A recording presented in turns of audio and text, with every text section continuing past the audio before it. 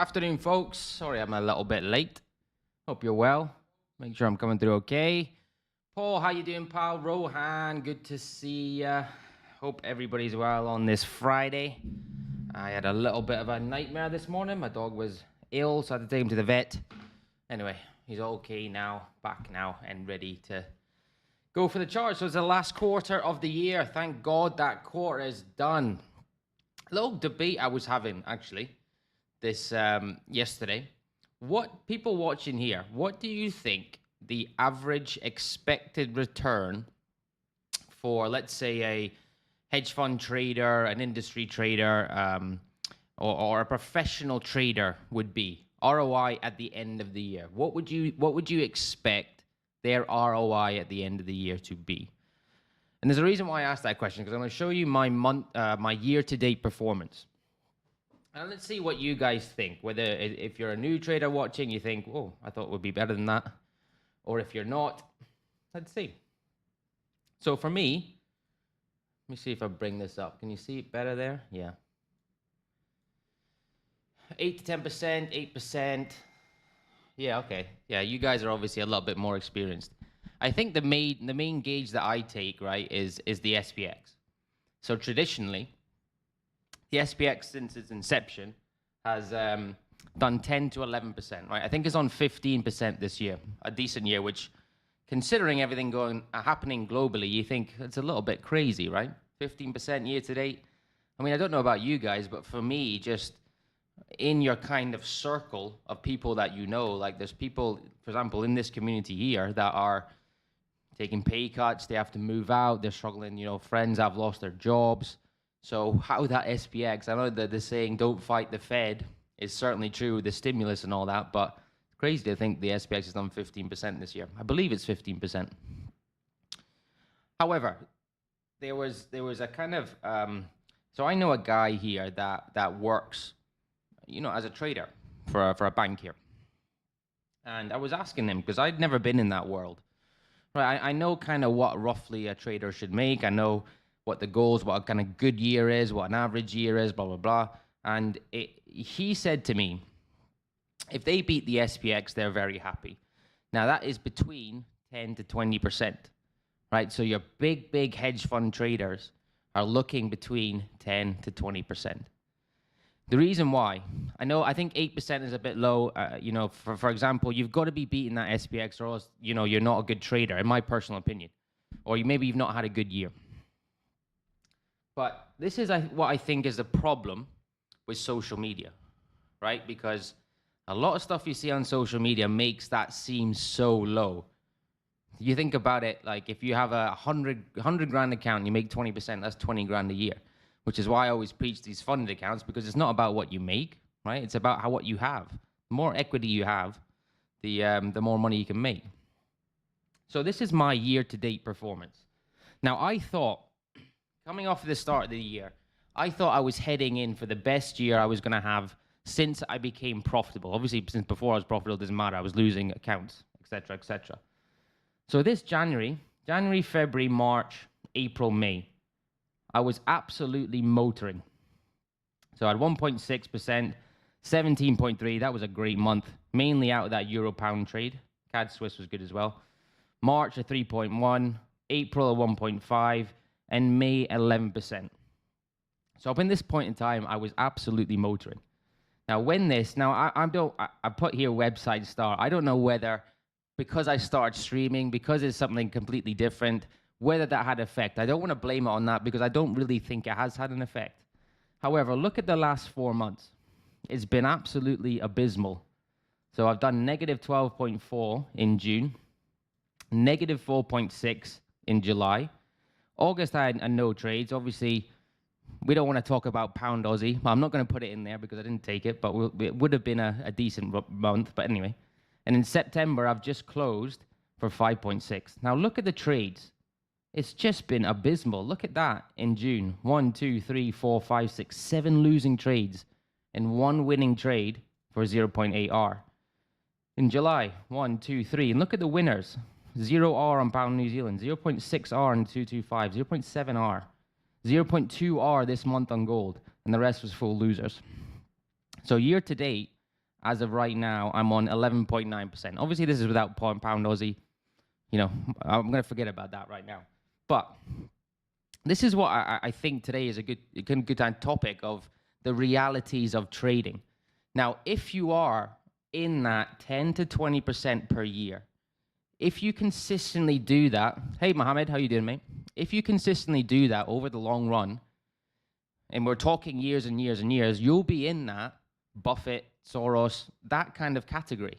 So that's what people seem to forget, is that is unbelievable. So even though this has hurt me, you know, I was kind of going back over my last couple of months' performance thinking, could I have avoided this? You know, what trades could I have taken? Did I take wrong trades, or has it just been part and parcel of the game? You know, is this part and parcel of the game? Will I ever be able to not do this? And I don't know whether that's going to be possible or not. Obviously, we try to keep improving. In my good months, like you, VP, exactly what you said there. My good months, bearing in mind this is probably my second worst month. This June was my second worst month I've ever had being profitable. My worst one was March 2020, exactly when COVID hit. But yeah, you're right. So my good month, certainly this 17.3, kind of, and that's why my edge within the big trades, that's where it comes from. So even though I'm at 11.9, it sounds bad. It's not actually bad. So what I'm trying to do and what I hope to do over the last quarter of the year is if I can get that up to the 20%, I'll be very happy. You know, I do try. Last year I did 31. The year before that I did 24. If I can get above 20% in the last quarter of the year, I'll be very happy with that. But it just shows you the kind of realities of it.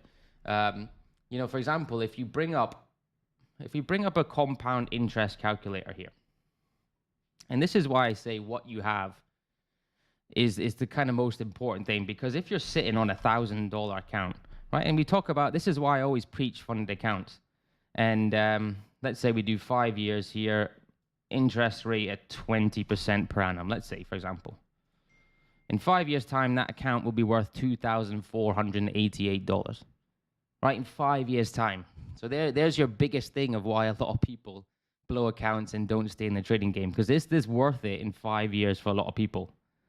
Absolutely not, right? And I would even argue that even on 100,000 in 5 years' time, okay, it starts to become a little bit more worth it, getting 148,000. It's getting to the point where you're building up that max equity. So when it really starts to make a difference, if we're assuming 20%, now as you get better, hopefully you have good years, bad years, blah, blah, blah, you know, you take this up to your max FTMO, which hopefully I'm trying to get by the end of this year, then it becomes a lot different, right?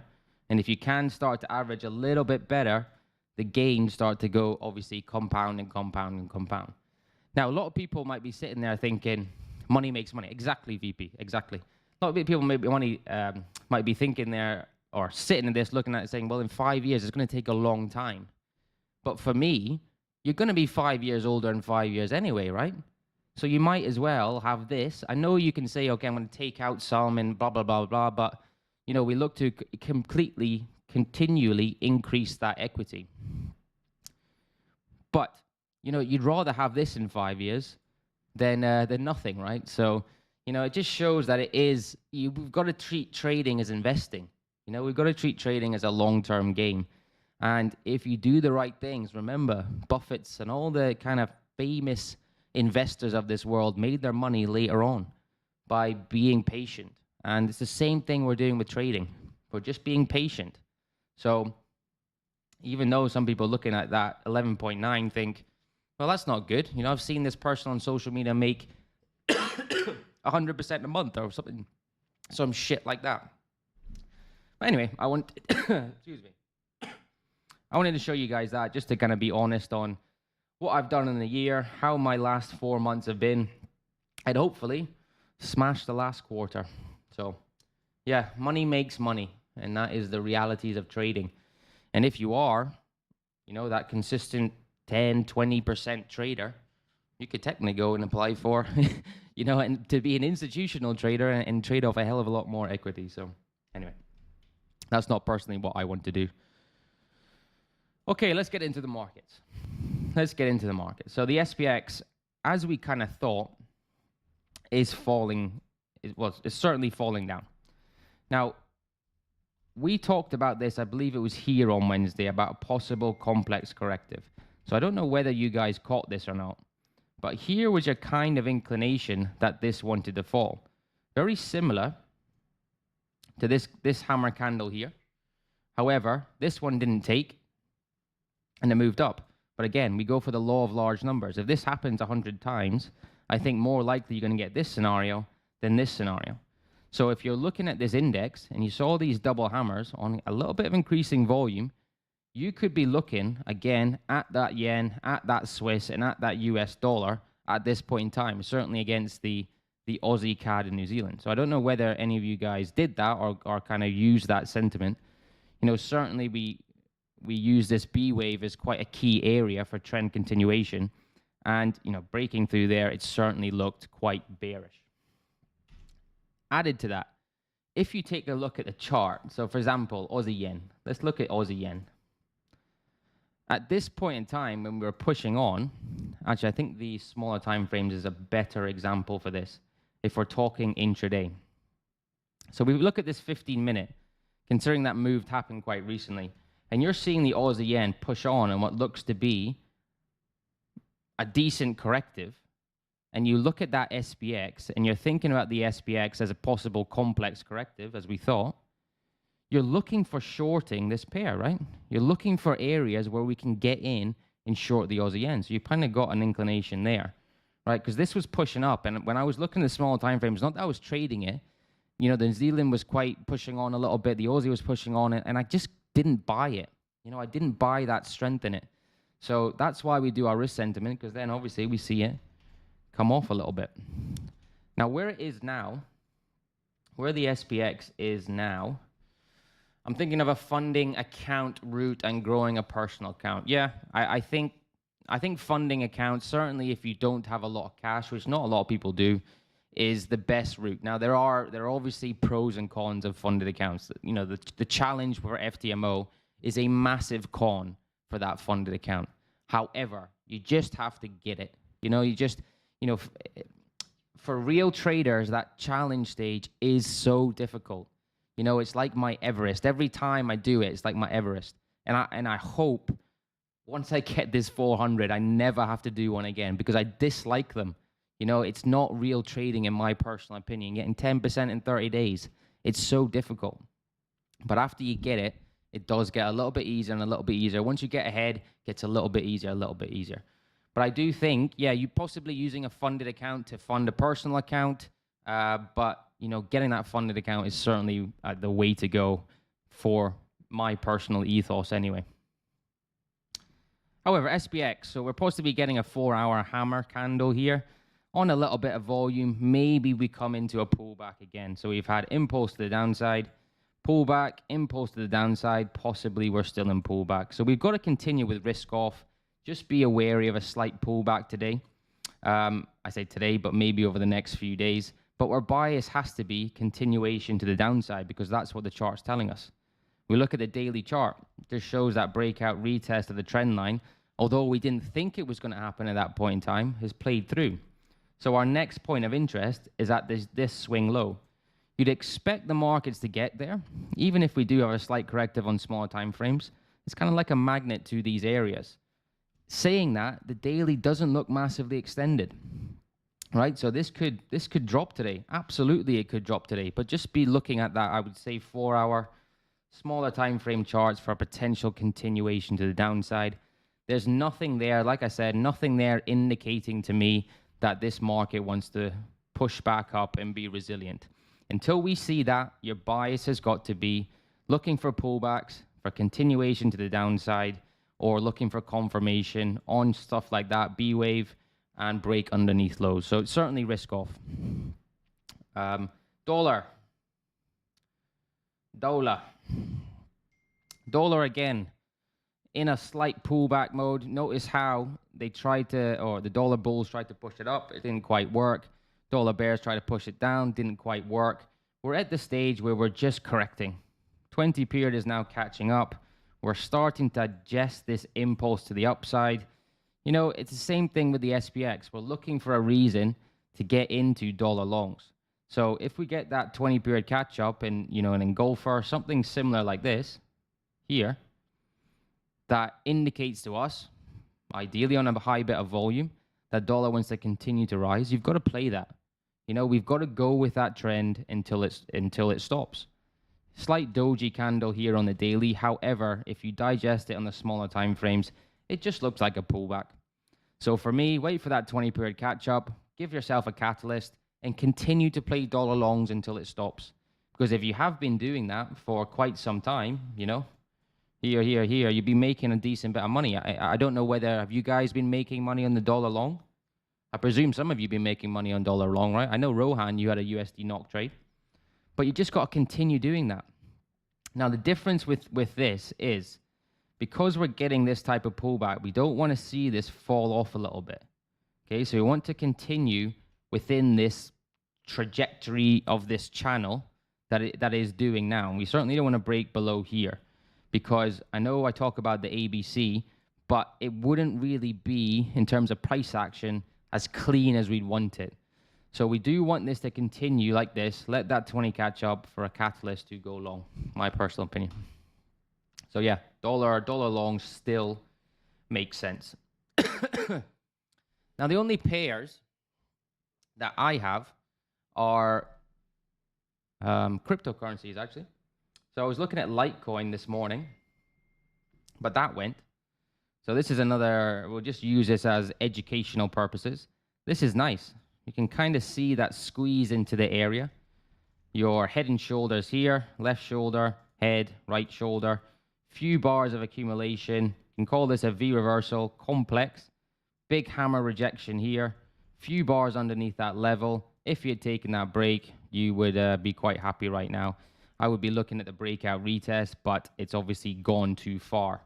But a good indication of a decent breakout trade. Again, you look at it in the 4 hour, it was looking not bad from this impulse. So as a counter trend trade, you kind of looked at that and thought, I don't mind taking it. Now, obviously, I didn't take it because I didn't take the breakout, but a good little setup of what I like to see underneath a resistance zone. And this, so notice where the 20 period is. Look how the price is kind of respecting that 20 simple. Starting to curl up as soon as we break through, higher volume on that break. So this is, for me, obviously, it's up to you whether you want to take breaks on the smaller time frames using this setup. It's completely up to you. I'm just showing you that the setups I personally like, and when they work, they're great. When they don't work, obviously, nothing's going to be 100%. But I think that's gone. I think Ethereum as well. These all looked really nice this morning.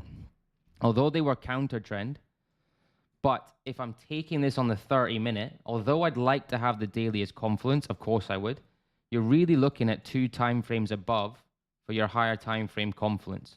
So with this, with Ethereum, on this 4 hour, you've got your impulse to the upside, and you've got your nice kind of wedging corrective hammer bar here, roughly around that 20 rejection, and push through. So price action was quite nice. You know, this price action is nice. Look at that squeeze into the area. Look where the 20 is. And it just kind of popped up. So again, looking, I think this one is another one that has probably gone. I was looking for a breakout retest to the upside. Now the final one is Ripple. And I'm not sure if this is gone. This is the only one that could potentially be a trade. Now there is an issue here with our 200. However, we have tagged this multiple times over this last few days period. So on this daily, it does look like a corrective for a potential move to the downside. However, we've seen Bitcoin move. We've seen the other currencies move. This one is slightly lagging behind. In the 4 hour chart, considering this is our 2 time frames above, actually looks pretty good. You know, we're up at this area, a nice Marabuzo candle here. We've broken through this resistance zone, and we are currently in this retesting phase. So we can see our big V reversal, cup with handle, within a cup with handle, a few bars here, let that 20 period catch up, looking for a retest of this area to go long. So I like this. This is really nice. I mean, you just put a line here, you can see that squeeze into the area. Nice little bit of mess here prior to the break. Good few bars of accumulation, respecting that 20, higher lows, going into this area. That's really nice. The only issue is obviously this daily chart and potentially this 20. However, I think there's enough there, and with the momentum of that crypto market, for potentially taking this to the upside. So Ripple, I will be watching today. Oh, sorry, I did have one last one, and that's the Aussie yen. So Aussie yen potential longs actually, but from a longer term perspective. So we've got our big V reversal here. Now again, even though we're thinking short on the SPX, Doesn't mean it has to go short. We could see a complete change in momentum, but this is not set up yet, so it has to set up initially. But I want to put this on because the setup is potentially there. We've got our nice, very similar to USD SEC, our nice complex corrective from that big V reversal, which has digested this move to the upside. Tag that area again. We've got a hammer bar here, which is nice, very nice. On that 200, I can take, I mean, very similar to that USD SEC trade, which unfortunately we didn't get in on board of, but can take breaks of B wave or potential up at these highs here. So if this does decide to push on, and that SPX, let's say that SPX rallies from this 4-hour hammer, which it may do. Again, we don't know what's going to happen in the future, right? If it does rally, then that could be a potential little hedge play or something to watch on a potential SPX rally. So if we get price action up here, which won't be a trade today, but possibly something like this, to take a break of B wave, that would be nice. Or we look at price action up here if we don't get a setup. But this is really good so far. You know, this is really nice. Look at this, nice complex corrective. Hammer bar coming on a bit of volume. Possibly this is a pullback. We put a Fibonacci from this area to the top. We've rejected that 50% zone, that 40-60 box. This looks nice. You know, this does look nice. Although it goes against our risk sentiment. So Aussie yen is really the main one. In terms of the Forex market I'm watching. I did have pound USD on pound USD, I believe, is went as well. Let me know if you want me to look at anything. Yeah, pound USD I was looking short, but I think it needs a little bit more. It's looking okay on that 4-hour, but for me, I was looking at this cup with handle, potential breakout, but it faked out there to the downside, is now moving up. So pound USD is off the list. And yeah, that's about it. Just here to smash that like button. I appreciate that, and I will definitely rewatch later today. Great, great. I appreciate that. And NASDAQ. I don't actually do NASDAQ, but I can bring it up. I don't have NASDAQ on this FTMO platform for some reason, but let's look at it on the trading view, and then I'll go into pound Swiss and Aussie dollar. Aussie dollar I was looking at last night.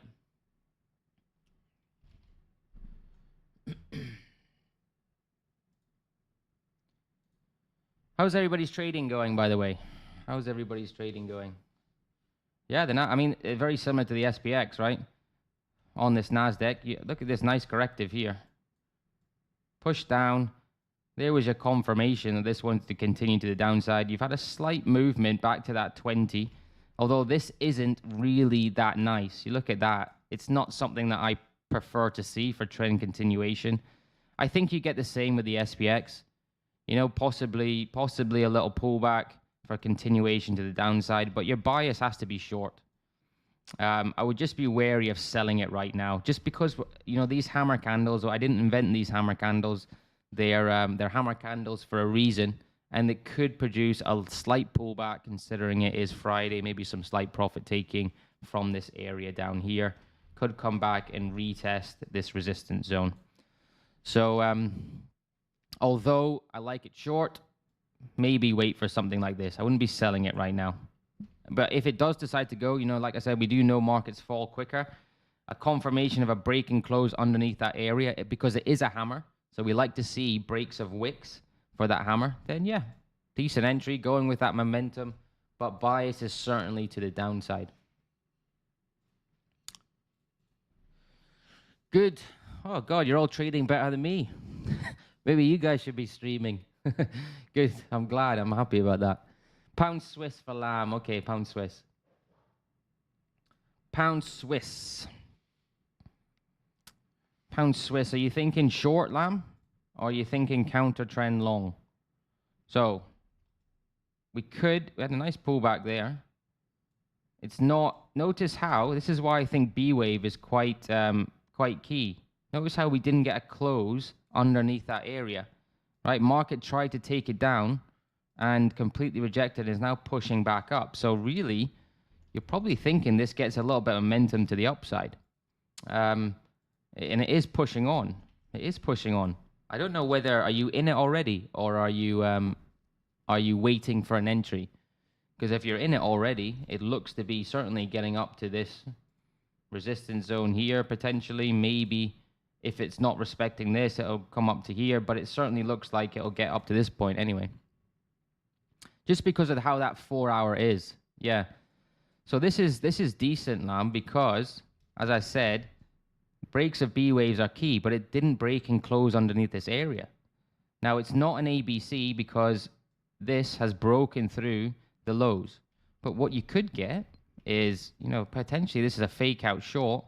We come back. I mean, you think about stop locations. If it is to be something like that, because the SPX is still to the downside, so you're still thinking this is short because of the trade.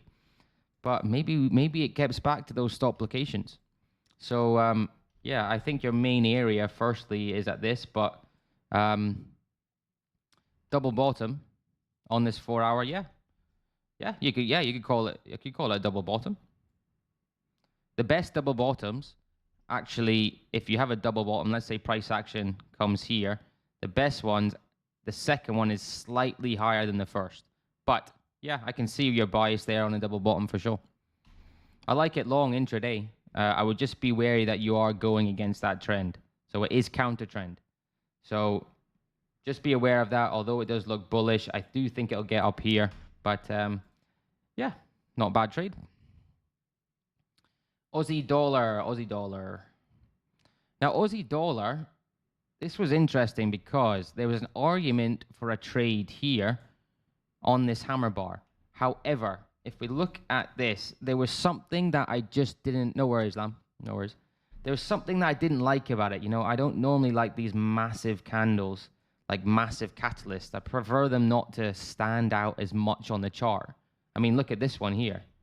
Okay, because often you find that they don't actually work. These huge candles that stick out and this come back up. So, I mean, very similar with pound Swiss. If you're getting that pullback in the dollar, if you're getting that pullback in the SPX, it's tried to break down here, rejected that, and is now pushing back up. So again, your bias has got to be potential, but this one's a little bit different because you're at this area now. You're at this area of decision. So if we do get a push above and a break and close above here, then yeah, you could look at long. But same with pound Swiss, you are going against the trend. However, I think this looks a little bit better than pound Swiss because we have broken above this area, which you expect continuation to the downside. So with Aussie dollar, I would look at that DXY as well. Who asked me, Mohammed? With Aussie dollar, look at that DXY, because if you get that indication that the dollar wants to continue with a potential catalyst, then you'd be wary about this. Be wary about Aussie dollar, obviously. But if you get something, we don't know what's going to happen in the future, that's saying maybe the dollar's going to come off for a deeper pullback, then this looks decent to the upside. You know, and this candle's decent. This candle is bullish. There's no doubt about it on a decent bit of volume. So, yeah, but just watch how it reacts to this area. Because, I mean, like I said, you're going counter trend. So even though, and you've got this 200 above as well, watch how it reacts around this area. With the push up, you could get a little bit of movement here, possibly before continuation. But yeah, wait for that confirmation, I would say. I would say wait for that confirmation. All right, guys, that's it for today. I am away to my friend's daughter's first birthday party. Make sure you trade safe this afternoon. Be wary of a little SPX pullback. And we'll see you all on Monday. Have a great weekend. And if you are learning, do some trade reviews on the weekend. That's always something good to do. But if not, enjoy. Take some time away if you need it. But okay, US 30. I'll do US 30 and then I'm off. That's the last one. US 30. US 30 is similar to the SPX, mate. So who asked me? Ishmael. Got a slight break below, but not a close underneath this area. Okay, look at this pullback here. Look at this pullback. There was your indication. If you're trading the US 30 on this 4 hour chart, that's a great entry. Right? That is to a T an ABC. What's the volume signature? Volume signature. Look, you got more volume coming in, lower volume during that pullback phase, bang, look at that, sell that, few stops above, you'll be absolutely laughing. So same with the SPX, you know, this could indicate a potential pullback, but long-term bias to the downside. So there's the power of the ABC. I know you could say, well, it's just a channel, Ryan, but, you know, ABC followed by that 20, followed by increased volume, followed by a simple hammer catalyst, and look at the power that brought. So, yeah, watch for a little reaction there, but biased longer term is to the downside. Okay, guys, I'm off. I gotta go. Cheers, guys. I appreciate if you like the video, like the video. If you're not subscribed, hit that sub. I'm trying to get to 400. I'm gonna be releasing quite a lot of videos in October. I'm gonna try to do 3 a week for October, actual videos along with my 3 streams. So I'm gonna be working hard. So if you do like it, hit that like. Let's try to get to 10 likes, and have a great weekend. I'll see you on Monday. Cheers, guys.